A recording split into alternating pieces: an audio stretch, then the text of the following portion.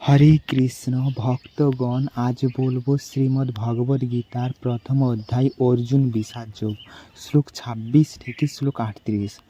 যদি আগের ভিডিওগুলি না দেখে থাকেন তাহলে আমি এই ভিডিও ডেসক্রিপশন অথবা আই বাটনে আমি আগের ভিডিওগুলি দিয়ে দেবো, সেখান থেকে দেখে নেবেন। আর আপনাদের কাছে একটাই অনুরোধ, আপনি যদি এই ভিডিওটি নতুন হয়ে থাকেন তাহলে অবশ্যই চ্যানেলটিকে সাবস্ক্রাইব করে আমার পাশে থাকুন ও পাশের বেল আইকনটিকে অবশ্যই প্রেস করে দিন। আর একটি লাইক ও একটি শেয়ার করতে একদম ভুলবেন না। তাহলে চলুন শুরু করা যাক। শ্লোক 26। তত্র অপশ্যত স্থিতান পার্থঃ পিতॄন অথ পিতামহান आचार्यान् मातुलान् भ्रातॄन् पुत्रान् पौत्रान् सखीन् तथा ससुरान् सुहृदः च एव सेनाय उभय अपि। অনুবাদ: সেখানে অর্জুন উভয় পক্ষের সেনাদলের মধ্যে পিতৃব্য, পিতামহ, আচার্য, মাতুল, ভ্রাতা, পুত্র, পৌত্র, শ্বশুর, মিত্র ও শুভাকাঙ্ক্ষীদের উপস্থিত দেখতে পেলেন। শ্লোক 27।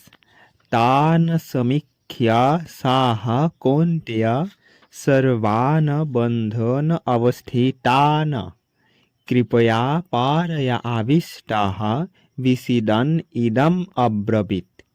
অনুবাদ: যখন কুন্তিপুত্র অর্জুন সর্বস্তরের বন্ধু ও আত্মীয় স্বজনদের দেখলেন, তখন তিনি অত্যন্ত করুণার্দ্র হয়ে বিষণ্ণভাবে বললেন।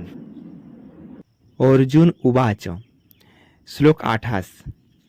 দৃष्ट्वा ইমম সজনম কৃষ্ণ যুযুৎসুম সমুপস্থিতম सीदन्ति মম গাত্রাণি মুখম চ পরিশুষ্যতি। এর অনুবাদ: অর্জুন বললেন, হে প্রিয়বর কৃষ্ণ, আমার সমস্ত বন্ধু বান্ধব ও আত্মীয় স্বজনদের এমনভাবে যুদ্ধাভিলাষী হয়ে আমার সামনে অবস্থান করতে দেখে আমার সমস্ত অঙ্গ প্রত্যঙ্গ অবশ হয়ে যাচ্ছে এবং মুখ শুষ্ক হয়ে উঠেছে। শ্লোক 29। বেপথুঃ চ শরীরে মে রোমহর্ষাঃ চ জায়তে গাণ্ডীবং স্রংসাতি হস্তাৎ ত্বক চ এব পরিদধ্যতি। অনুবাদ: এর অনুবাদ কি? আমার সর্বশরীর কম্পিত ও রোমাঞ্চিত হচ্ছে, আমার হাত থেকে গাণ্ডীব খসে পড়ছে এবং ত্বক জ্বলে যাচ্ছে। শ্লোক 30। ন চ শক্নোমি অবস্থাতুম ভ্রমতি ইব চ মে মনঃ নিমিত্তানি চ পশ্যামি বিপরীতানি কেশব। এর অনুবাদ: হে কেশব, আমি এখন আর স্থির থাকতে পারছি না, আমি আত্মবিস্মৃত হচ্ছি এবং আমার চিত্ত উদ্ভ্রান্ত হচ্ছে, আমি কেবল অমঙ্গল সূচক লক্ষণ সমূহ দর্শন করছি। শ্লোক 31। ন চ শ্রেয়ঃ অনুপশ্যামি হত্বা স্বজনম আহবে ন কাঙ্ক্ষে বিজয়ম কৃষ্ণ ন চ রাজ্যম সুখানি চ। এর অনুবাদ: হে কৃষ্ণ, যুদ্ধে আত্মীয় স্বজনদের নিধন করার মাধ্যমে কিভাবে মঙ্গল হতে পারে, আমি তা দেখতে পাচ্ছি না। আমি কোনো যুদ্ধ জয়, রাজ্য এবং সুখভোগ কামনা করি না। শ্লোক 32। কিম নঃ রাজ্যেন গোবিন্দ কিম ভোগৈ জীবিতেন বা এষাম অর্থে কাঙ্ক্ষিতম নঃ রাজ্যম ভোগা সুখানি চ। শ্লোক 33। তে ইমি অবস্থিতা যুদ্ধে প্রাণান ত্যক্ত্বা ধনানি চ আচার্যা পিতরঃ পুত্রা তথা এব চ পিতামহা। শ্লোক 34। মাতুলা শ্বশুরা পৌত্রা শ্যালা সম্বন্ধীনঃ তথা এতান ন হন্তুম ইচ্ছামি ঘ্নাতঃ অপি মধুসূদন। শ্লোক 35। অপি ত্রৈলোক্য রাজ্যস্য হেতু কিম নো মহীকৃতে নিহত্য ধার্তরাষ্ট্রান নঃ কা প্রীতিঃ স্যাৎ জনার্দন। এরপর অনুবাদ বলবো। শ্লোক 32 থেকে শ্লোক 35 যে শ্লোকগুলি বললাম তার অনুবাদ, সম্পূর্ণ অনুবাদ। অনুবাদ কি? হে গোবিন্দ, যাদের জন্য রাজ্য ও সুখ ভোগের কামনা, তারা সকলেই যখন দেখছি এই রণক্ষেত্রে আজ উপস্থিত, তখন আমাদের রাজ্যের কি প্রয়োজন, সুখভোগ বা জীবন ধারণেই বা কি প্রয়োজন? হে মধুসূদন, যখন আচার্য, পিতৃব্য, পুত্র, পিতামহ, মাতুল, শ্বশুর, পৌত্র, শ্যালক ও আত্মীয় স্বজন সকলেই প্রাণ ও ধনাদির আশা পরিত্যাগ করে আমার সামনে যুদ্ধে উপস্থিত হয়েছেন, তখন আমি তাদের হত্যা করতে চাইব কেন?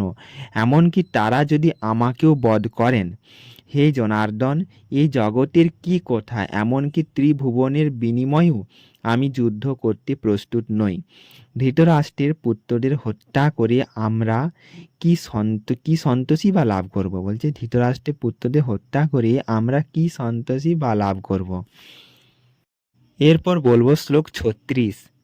পাপম এব আশ্রয়েত अस्मान হত্বা আয়েতান আততায়িনঃ তস্মাৎ ন অর্হা বয়ম হন্তুম ধার্তরাষ্ট্রান সবান্ধবান সজনম হি কথম হত্বা সুখিনঃ শ্যাম মাধব।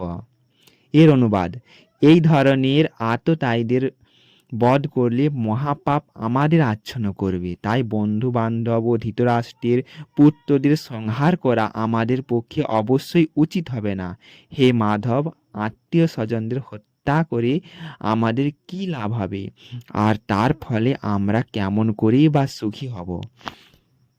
এরপর শ্লোক 37।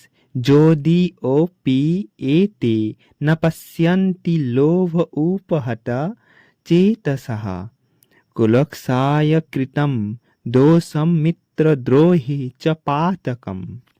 শ্লোক 38। কথম ন জ্ঞেয়ম अस्माभिः পাপাৎ अस्मात् নিবর্তিতুম কুলক্ষায় কৃতম দোষম প্রপশ্যদ্ভিः জনার্দন। শ্লোক 37 এবং শ্লোক 38 এর সম্পূর্ণ অনুবাদ। অনুবাদ কি? হে জনার্দন, যদিও এরা রাজ্য লোভের দ্বারা প্রভাবিত হয়ে কুলক্ষয়জনিত দোষ ও মিত্রদ্রোহ নিমিত্ত পাপ লক্ষ্য করছে না, কিন্তু আমরা কুলক্ষয়জনিত দোষ লক্ষ্য করেও এই পাপ কর্মে কেন প্রবৃত্ত হব? পরবর্তী ভিডিওর জন্য বেশি বেশি করে লাইক করুন, শেয়ার করুন। হরে কৃষ্ণ, রাধা রাধা।